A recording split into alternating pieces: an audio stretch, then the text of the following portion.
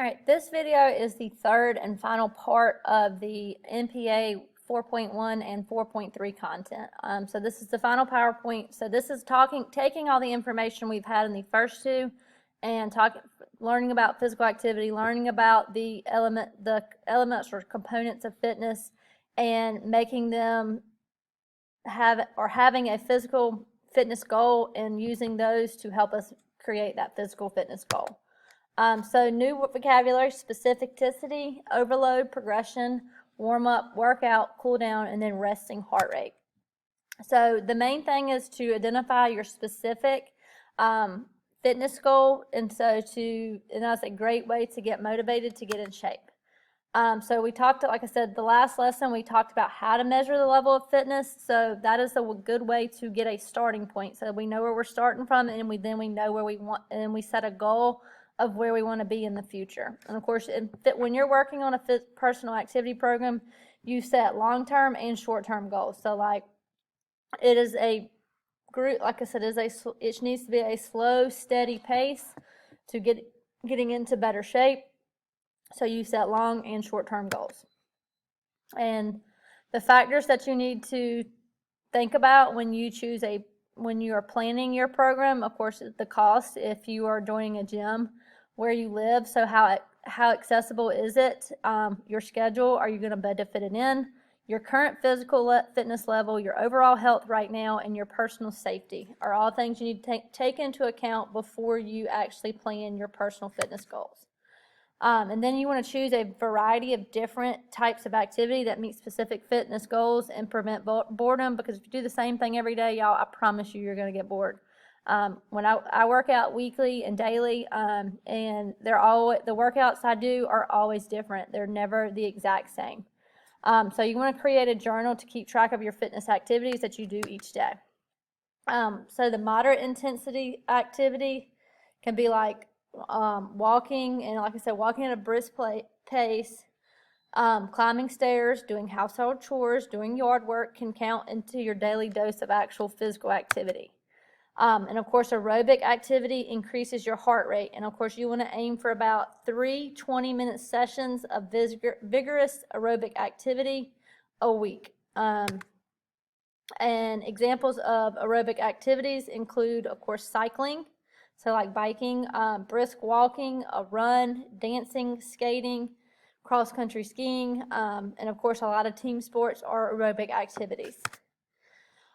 Strength training develops your muscle tone, and you want to aim for at least 2 to 3 sessions a week of about 20 to 30 minutes of strength training and of course, you want to plan them so that you have rest days in between your sessions. And strength trainings could be things like rowing, cross-country skiing, pull-ups, push-ups, cycling, running, skating, as well. And some of those, of course, repeated itself. Flexibility exercises, you want to kind of include these every day. Flexibility is a good thing to work on each and every day, and it should be a part of your workout, your warm-up, and like cool down. So, of course, gymnastics, martial arts, ballet, Pilates, yoga, and then, of course, basic stretching, like I said, that should be incorporated into every day into each workout plan, no matter whether you're working on your aerobic activities or you're working on your muscular strength activities.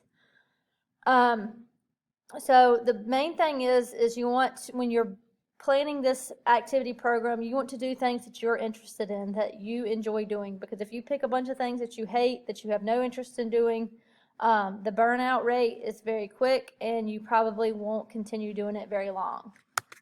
So of course, you want to be specific, and specificity is, of course, choosing the right types of activities to improve your given element of fitness.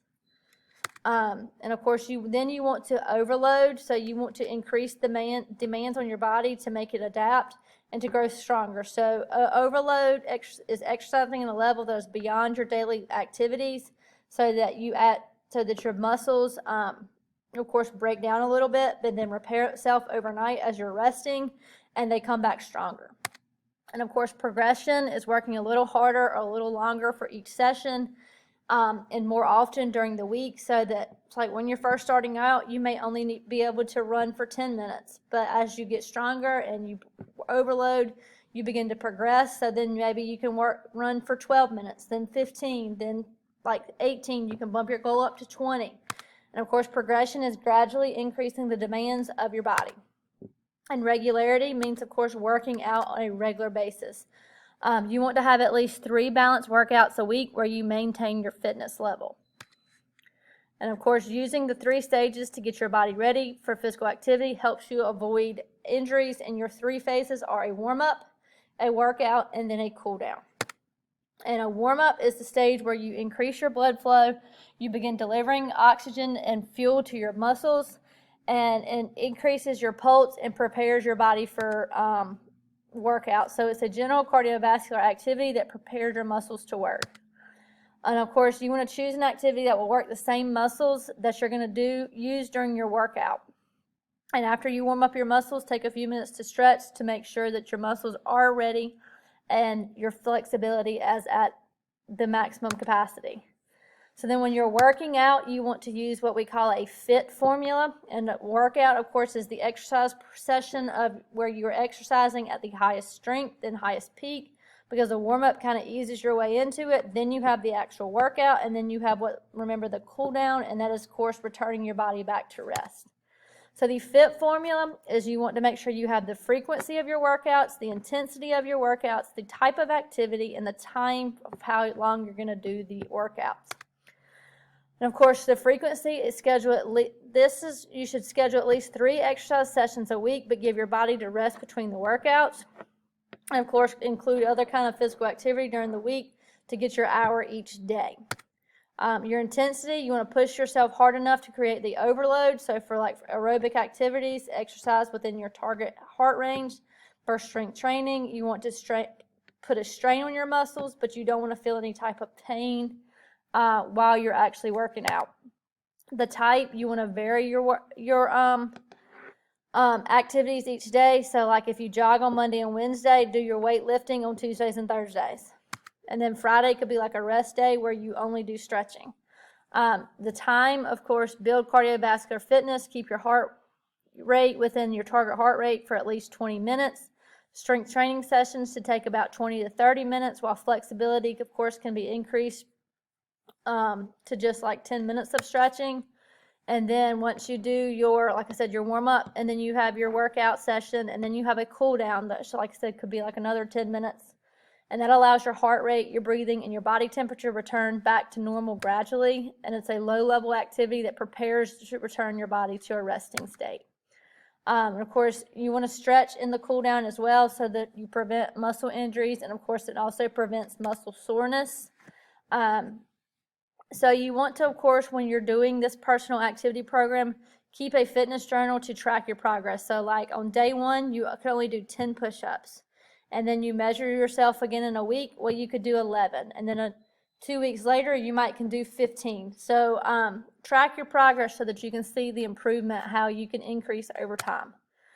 And of course, as your fitness level increases, you will see your resting heart rate drop. And your resting heart rate is the number of times your heart beats per minute when you are not active. And to check your resting heart rate, you want to sit quietly for like 5 minutes, and then take your pulse for 15 seconds, and then multiply that number by 4. The reason why you're going to multiply it by 4, because 15 times 4 is 60. So that is how you figure out your heart rate in a quick manner. And of course, that is the end of the information for planning a personal activity program, and it covers all the information for the NPA 4.1 and 4.3 content. The assignment that goes with 4.1, there is another video to talk about help you create the workout plan. And then, like I said, the 4.3 assignment that goes with this information is more about about making sure we have the proper nutrition with our calorie goals. So it's taking how many calories we should burn in a day and making sure we get the right nutrition in there. So, of course, to figure out to do the 4.1 assignment, like I said, just open up the assignment page and watch that video, and then I will go over 4.3 assignment when we get to it in class in a few days separately.